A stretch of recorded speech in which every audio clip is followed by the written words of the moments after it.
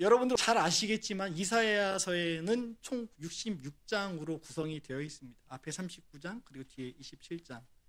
오늘 본문 함께 읽은 본문은 40장부터 55장이 해당하는 후반부가 또 두 개로 나뉘는데 후반부의 전반부에 속하는 부분의 마지막 자락입니다. 그래서 오늘 본문을 잘 이해하기 위해서는요, 이사야 본문 40장이 무엇으로 시작하고 있는지, 어떤 맥락에서 이야기를 다루고 있는지를 좀 알아야 할 필요가 있는 것 같습니다. 이사야 40장은 우리가 잘 아는 것처럼 푸른 마르고 꽃은 시드나 주의 말씀은 영원하리라 라는 위로와 평안의 회복을 이야기합니다. 그 이유가 무엇입니까? 예수 그리스도께서 앞으로 오실 것이다 라고 하는 것을 예표하는 말씀이기 때문에 그래요. 그 말은 곧 하나님께서 우리에게 가까이 오셨다 라는 말씀으로 이사야서 40장이 회복의 말씀으로 시작됩니다. 그리고 오늘 55장 말미에 이르러서 그 약속을 다시 한번 확인합니다. 뭐라고요? 하나님, 나 자신이 너와 함께 있을게, 너희들 가까이 있을게 라고 말씀을 하시는 거예요. 그래서 6절에서 뭐라고 시작을 해요? 너희는 하나님을 뭐라고요? 만날 만할 때 찾으라, 가까이 계실 때 그를 뭐하라고요? 부르라고 말씀하십니다. 그런데 오늘 이 말씀을 우리가 잘못 이해하면요, 우리가 부를 때 하나님 찾을 수 있고 만날 수 있고, 그럼 그 주도권이 우리한테 있구나 라고 오해할 수 있는 그런 맥락의 이야기일 수도 있다는 거죠. 왜요? 40장부터 55장의 그 내용을 전체적으로 함께 생각하지 않으면, 충분히 구절만 놓고 딱 이야기를 하면 오해할 수 있는 구절이라는 거예요. 그래서 성경을 바로 보기 위해서는 날마다 성경을 묵상하는 게 중요하고요, 이 말씀이 무슨 말씀을 하고 있는지 한 절 한 절 한 절, 앞뒤의 말씀이, 그리고 한 장, 그 앞장의 말씀이, 그 다음 장의 말씀이, 그리고 그 전체서의 말씀이 어떤 말씀에 집중하고 있는지를 보면서 그것을 맥락에 두고 성경을 읽어야 성경에 대한 오해를 하지 않을 수 있습니다. 그런데 저도 흔히 실수하는 게 뭐냐면, 이렇게 달락 딱 잡고 왜 너무 좋은 말씀이다 보니까 이 말씀 너무 은혜로워 와 하고 달달달달 외우다 보니까 앞뒤 맥락은 생각 안 하고 그냥 그 말씀만 오해하는, 그래서 내 마음대로 해석하는 경우도 있거든요. 자의적 해석이라고 하죠. 오늘 본문도 그런 말씀으로 어쩌면 오해하기 쉬운 말씀인 것 같아요. 그렇지만 오늘 여호와를 만날 때 찾으라, 가까이 계실 때 부르라 라고 하는 그 말씀은요, 그 본뜻이 하나님이 우리에게 발견되실 준비를 마치셨다 라고 하는 본뜻을 담고 있습니다. 그러니까 우리가 하나님을 찾는다는 의미가 아니고요, 하나님께서 우리가 하나님을 발견할 수 있도록 발견되시게 짜잔 준비를 다 해놓으셨다는 그런 의미입니다. 왜요? 주님이 찾아오셨기 때문에 우리가 만날 수 있어요. 아무리 제가 선물을 갖고 싶다고 하더라도 선물을 주는 사람이 선물을 준비 안 하면 그 선물 받을 수 있습니까? 못 받죠. 하나님께서 예비하셨기 때문에, 위로하셨기 때문에, 찾아오셨기 때문에 우리가 부를 때, 찾을 때 만날 수 있고, 주께서 우리의 기도에 응답하시는 줄로 믿습니다. 그럼에도 우리는 마치 내가 스스로 무슨 능력이 있어서 하나님을 부르면 언제라도 하나님 나 만나주셔야 된다는 권리를 가지고 있는 것처럼 착각을 하곤 합니다. 아니요, 어쩌면 맞는지도 모르겠어요. 왜요? 예수 그리스도의 십자가의 은혜로 말미암아 우리가 하나님의 자녀가 되었으니 그 자녀의 특권으로 우리가 하나님을 만날 수 있는 것이 아닌가라고 생각해 볼 수 있습니다. 저희 아이들이 저한테 되게 당당하거든요. 아빠 이것 좀 해주세요. 하나님 아버지, 우리가 아버지라고 하면 어쩌면 우리의 그 권리가 당당한 것처럼, 당당하게 내우는 것이 어쩌면 당연한 것처럼 느껴질 수도 있을지 모르겠어요. 그런데 우리는 이제 어린아이의 신앙에서 조금 성장하여 하나님이 어떤 분이신지, 우리가 왜 그러한 당연한 권리를 요청할 수 있는지를 먼저 짚어봐야 할 것입니다. 하나님께서 우리들에게 찾아오시지 않으셨다면, 예수 그리스도가 친히 성육신하여 이 땅에 오시지 않으셨다면, 성령께서 인도하심으로 그분을 알려주시지 않았다면 우리는 하나님을 찾을 수도 만날 수도 없는 존재입니다. 우리가 하나님을 찾고 부를 수 있는 이유는 하나님께서 우리에게 하나님 자신을 발견되게 하시기로 작정하셨기 때문이라는 사실을 기억하시기 바랍니다. 지난 2월 9일 우리는 담임 목사님 설교를 통해서 아브라함에 관한 설교를 들었습니다. 담임 목사님께서 우리가 오해했던 아브라함의 신앙에 대해서 좀 짚어주셨는데요.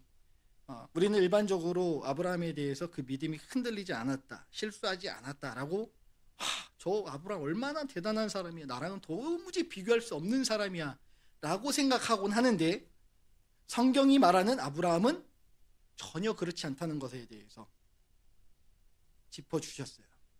실수도 많았고요, 가나안으로 가라고 했는데 가나안으로 간 게 아니라 갔다가 흉년이 들어서 애굽으로 가고, 가서 또 어떻게 해요? 돌아다니면서 아내를 아니라고 떳떳하게 하지 못하고, 그 믿음과 행위에 대해서 우리가 어쩌면 성경을 바로 보지 않고 있구나라는 부분에 대해서, 내가 보고 싶은 대로 내 마음대로 생각하고 있구나라는 부분에 대해서 짚어주셨습니다. 저도 한 가지 말씀을 좀 첨언하자면, 또 하나 우리가 아브라함에 대해서 오해하고 있는 부분이 있다는 사실입니다. 아브라함이 갈대아 우르를 떠났을 때 믿음으로 떠났다라고 우리는 생각을 해요. 왜냐하면 아마도 히브리서 11장 기자가 아브라함에 대한 평가를 그렇게 내리고 있기 때문일 겁니다. 근데 우리는 무턱대고 그 말씀만 듣고 진짜 믿음으로 떠났어, 그렇게 하니까 어떻게 돼요? 아브라함이 우리랑 비교할 수 없는 인물이 되어버리는 거예요. 그런데 성경은 절대 그렇게 이야기하고 있질 않아요. 창세기 11장 말미에 보면 그 갈대아 우르를 떠나는 여정의 주도권을 가진 인물이 아브라함이 아니라 데라였다고 성경은 명확하게 우리들에게 알려주고 있습니다. 한번 볼까요? 다 같이 읽습니다. 시작. 데라가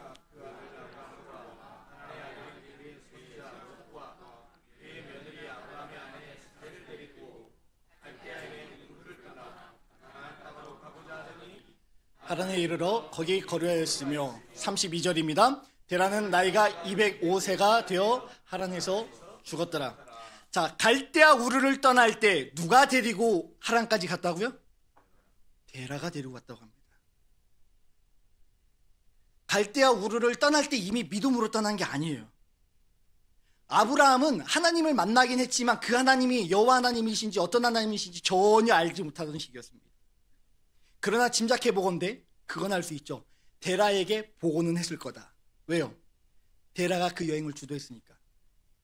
지금도 우리가 부모님과 함께 사시는 분들 어떻습니까? 어떤 뜻을 결정할 때 내 마음대로 합니까? 아니면 집안의 가장 되신 아버지께, 부모님께 의견을 구하고 행동을 취합니까?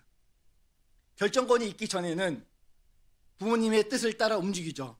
저희 아이들의 의지와 상관없이 제가 이동하면서 그냥 이사 왔거든요.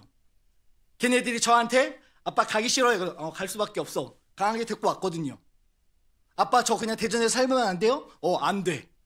네, 저는 강력하게 얘기했어요. 왜요? 하나님 부르심 따라 가야 되니까. 그런데 아브라함이 데라한테 그렇게 얘기할 수 있었겠냐는 거예요. 당시 고대 근동의 문화를 우리가 생각해 본다면 전혀 그럴 수 없는 구조입니다. 고대 근동에서 아버지의 파워는요 막강해요. 제가 예전에 그 유럽의 배낭여행을 갔을 때 깜짝 놀랐던 게 뭐냐면, 중동 지역의 아랍권 사람들은요 지금도 아이를요 폭력적으로 키웁니다. 우리가 볼 때 이게. 근데 그분들 입장에서 절대 폭력적이 아니에요. 왜요? 회초리 들라고 했으니까. 아버지의 권력은요 막강합니다. 자식들은요 재산이에요. 아내도 재산이에요. 죄송합니다. 여자분들 다 재산이에요. 옛날 성경 고대 근동의 지역에 따르면 그래요. 그렇기 때문에 아들도 아버지가 내치면요 전혀 아들의 삶을 살아갈 수 없던 게 고대 근동의 문화 특징입니다. 그렇기 때문에 아브라함은 하나님의 음성을 듣고 하나님의 부르심을 받았지만 자기 마음대로 갈대아 우르를 떠날 수 없었어요. 그렇기 때문에 아브라함의 아버지인 데라에게 이야기했겠죠. 아버지, 제가 실은 지난 밤에 꿈을 꿨습니다. 어떤 신이 나타나서 고향 아비집을 떠나 가나안 어디 약속의 땅이라고 하는데 거기로 가래요. 어떻게 하죠? 그런데 데라라고 하는 인물은 어떤 인물이었습니까? 우상을 만들던 인물이었죠. 모르긴 몰라도 신에 대한 두려움은 가지고 있었던 사람으로 유추해 볼 수 있습니다. 하나님을 인격적으로 만나기 전이지만 신에 대한 두려움, 막연한 두려움 때문에 데라는 이 여정을 떠나기로 결정했고, 그 여정을 떠났지만 당시 문명의 끝자락인 하란에서 더 이상 떠나지 않고 오랜 시간을 멈춰 있었던 듯합니다. 그리고 하란에서 데라가 죽음을 맞이하자 아브라함은 그 부족, 그 가족을 이끄는 부족의 장이 되어서 하나님의 약속하신 그 땅으로 나아갑니다. 그렇다면 우리가 생각해 볼 때 아브라함이 과연 믿음으로 떠났는가라고 했을 때 결코 믿음으로만 떠났다라고 우리는 생각해 보지 않을 수도 있다는 거죠. 그러나 우리가 믿음으로 떠났다고 인정하는 것은 히브리서 11장에서 히브리서 기자가 그의 떠남을, 우리가 생각할 땐 종교적 두려움을 떠났다고 생각했던 이 이야기가 결국은 하나님의 일하심으로, 하나님의 열심으로 말미암아 아브라함이 가나안에 갔다는 그 결론을 가지고, 그의 통털은 인생을 가지고 하나님의 인도하심과 동행한 그의 삶을 순종한 삶으로, 믿음의 삶으로 인정해 주었기 때문에 오늘 어쩌면 우리는 막연히 아브라함이 믿음으로 길을 떠났다라는 그 마지막 평가만 기억하고 있는지 모르겠습니다. 그러나 아브라함도 우리처럼 실수했고 잘못했고 하나님 부르심에 대해서 이게 맞나? 라고 하면서 흐릿흐릿 했던 평범한 사람이었다는 사실을 기억하십시오. 무엇보다 믿음의 첫 세대 되시는 부모님 여러분, 내가 부르심 받은 것이 정말 하나님으로부터 부르심이 맞는가라는 어떤 그것 때문에 고심하고 나의 믿음이 왜 이렇게 약하고 흔들리지? 라고 할 때, 성경의 인물들은 너무나도 대단한데 왜 나는 이렇게 믿음이 약한가? 라고 하시면서 자신의 믿음 없음을 탓하지 마시고, 믿음 없던 아브라함에게 믿음을 허락하셔서 하나님의 일하심과 하나님의 열심으로 이끄시고 결국 믿음의 사람으로 칭찬하셨던 것처럼 우리 역시도 하나님께서 그렇게 인도하실 줄로 믿고 감사하며 하나님을 만날 수 있길, 불러서 하나님을 찾을 수 있길 예수님 이름으로 부탁드립니다. 그러한 아브라함을 찾아오신 하나님께서 오늘 우리들에게도 찾아오시는 줄로 압니다. 그 하나님은 악인은 그의 길을, 불의한 자는 그의 생각을 버리고 여호와께로 돌아오라고 우리들에게 권하시죠. 8절에 보면 이는 내 생각이 너희의 생각과 다르며 내 길은 너희 길과 다르다. 그렇기 때문이다 라고 우리에게 말씀 주십니다. 왜요? 이것은 단순하게 다르다는 의미가 아니라 인간의 전인격, 즉 지성적 암과 행동 양식이 모두 변해야 된다 라고 하는 것을 의미합니다. 창세기에서 우리는 이미 배워서 알고 있지만 인간의 생각은 죄로 온통 문들었기 때문에 인간의 행동은 악한 행동만 할 수밖에 없고 하나님이 기뻐하시는 생각과 그에 합당한 열매를 맺을 수 없다는 사실을 알고 있습니다. 그러나 오늘 본문은 악인이 불의한 생각과 악한 길을 떠나 하나님께 돌아온다면 하나님께서는 우리를 너그럽게 용서하신다고 약속하십니다. 그런데 사탄의 속삭임은 좀 다르죠. 네가 뭔데? 네 때가 감히 어떻게 하나님 나가? 네가 용서받았다고? 아이고, 누가 용서한대? 네가 지난 여름에 한 일을 내가 알고 있는데, 어제 한 일도 내가 아는데, 방금 전에 하는, 지금도 하는 네 악한 생각을 내가 아는데, 네 마음속에 악함이 가득함을 내가 아는데 감히 네 따위가 용서받는다고? 예수님이 잡히시던 날 밤 두 사람의 배반 장면이 복음서에 등장합니다. 한 사람의 이름은 베드로고요, 한 사람의 이름은 가룟신 유다입니다. 한 사람은 은30의 선생님을 팔았고요, 다른 한 사람은 저주하면서까지 선생님을 부인했습니다. 그렇다면 누가 더 큰 잘못을 했습니까? 우리는 유다가 더 큰 잘못을 했다고 생각합니다. 왜요? 우리들의 평가예요. 그런데 성경은 정말로 유다가 더 큰 잘못을 했다고 이야기합니까? 한번 볼까요? 우리가 유다를 더 크게 잘못했다라고 생각하는 이유가 뭐예요? 성경의 평가 때문이 아니라 그가 회개하고 돌아오지 않았기 때문입니다. 일반적으로 우리는 그렇게 생각해요. 많은 오늘날 이 경제주의 관점이 그 자본주의에 물들어 있기 때문에 돈 때문에 그런 거 아니야?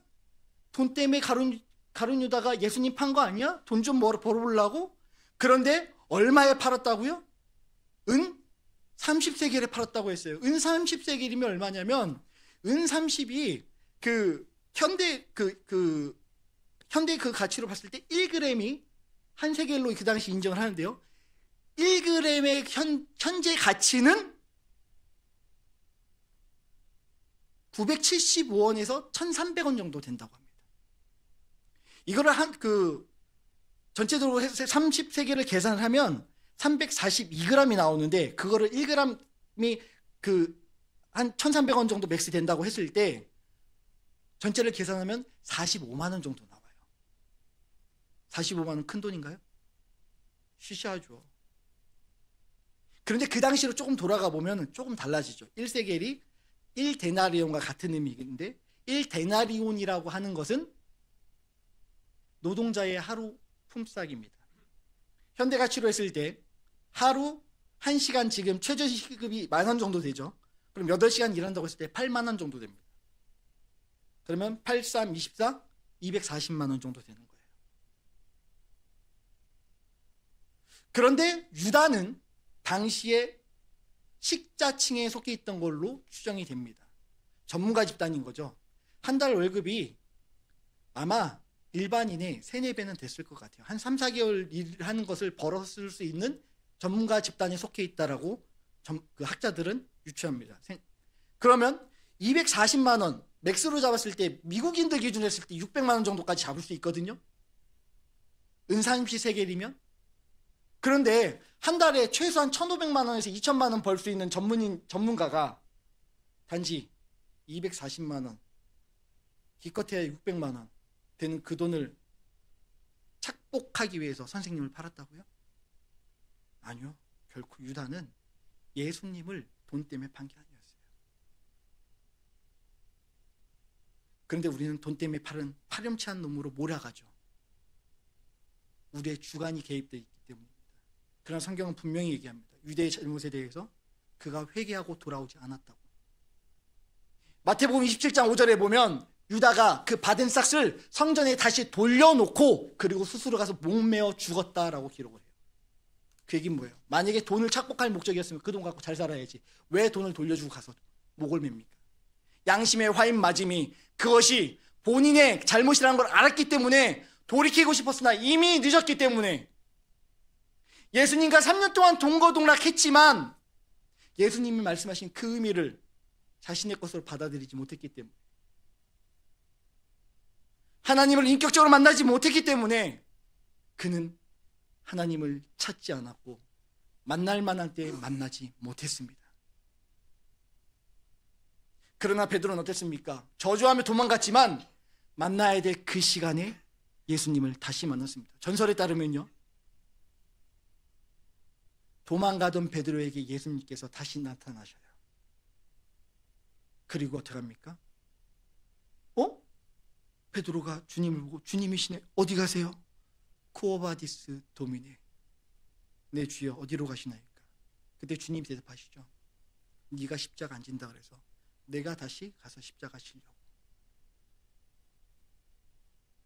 그 말씀을 듣고 회개한 베드로는 다시 돌아가서 자신의 사역을 감당하고 마지막에는 십자가에 거꾸로 매달려 죽었다라고 하는 전설이 내려져 오고 있습니다.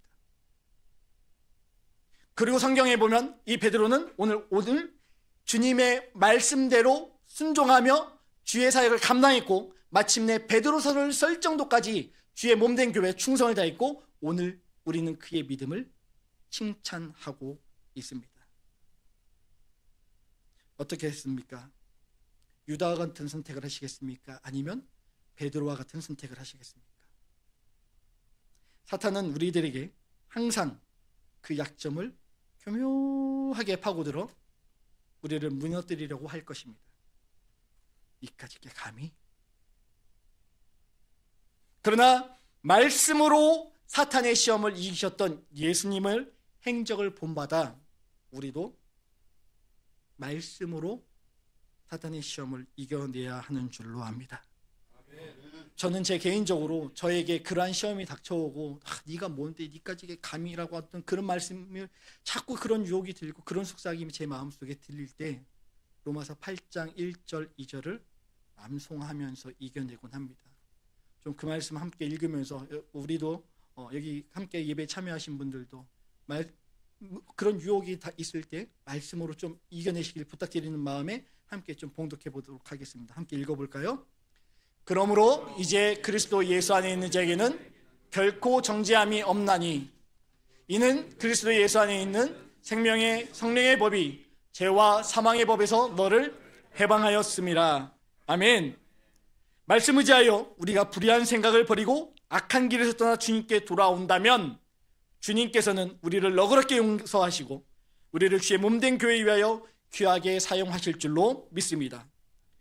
9절에 보면 여호와께서는 당신의 길이 우리의 길보다 높으며 우리의 생각보다 높다고 말씀하십니다. 너무나도 쉽고 간결하게 우리가 직관적으로 이해할 수 있는 예를 들어서 말씀해 주시죠. 생각하거나 고민할 필요가 없는 말씀이에요. 그런데 우리는 이 말씀을 보면서도 복잡하게 생각합니다. 왜요? 우리가 처한 상황이, 현실이 너무 암담하고 크게 느껴질 때가 많거든요.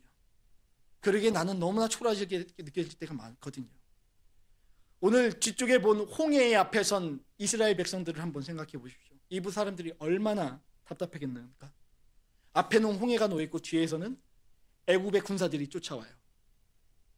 도망갈 데도 없고 도망갈 수도 없어요. 하나님께서 인도하신 믿음의 지도자를 따라 나왔는데 이들이 처한 상황은 평안하게 가나안으로 가는 것이 아니라 쫓기는 그런 입장이었어요. 쫓기면 우리나라 속담이 그 말 있잖아요. 쥐를 몰더라도 어떻게 해요? 도망갈 구멍을 줘라 말아라? 도망갈 구멍 주라 그러잖아요. 근데 하나님은요, 어떻게 보면 도망갈 구멍조차 주지 않으세요. 우리가 인생의 어려움 만날 때 이스라엘 백성이 그랬던 것처럼 앞에는 홍해, 뒤에는 애국 군사 쫙 몰고 들어와서 더 이상 우리가 그 무엇도 할 수 없게끔 할 수도 없는 상황에 놓이게 하셔서 우리로 하여금 너무나도 좌절하게끔 낙심하게끔 만드신다는 거죠. 그런데 이스라엘 백성들이 오늘 우리가 왜 그런 상황에서 좌절합니까? 하나님의 일하심을 보지 못하기 때문이에요. 왜요? 하나님을 안 만났거든요. 왜 못 만납니까? 안 부르니까요. 기도하지 않으니까 하나님 못 만나고 말씀을 읽지 않으니까 하나님께서 일하심을 보지를 못해요.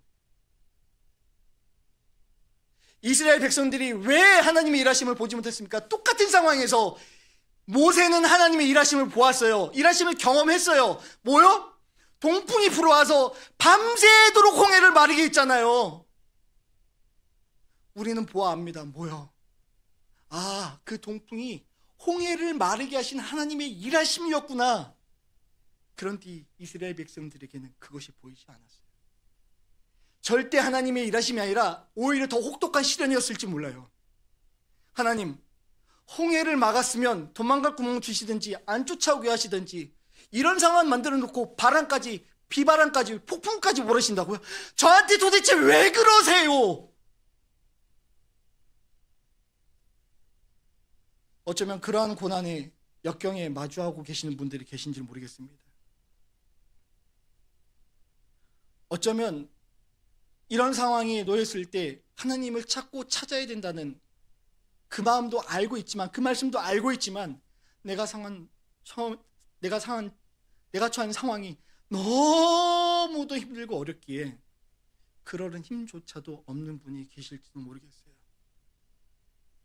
그러나 여러분, 그런 때일수록 기도와 말씀으로 주님을 더욱 찾고 주님을 만나야 합니다.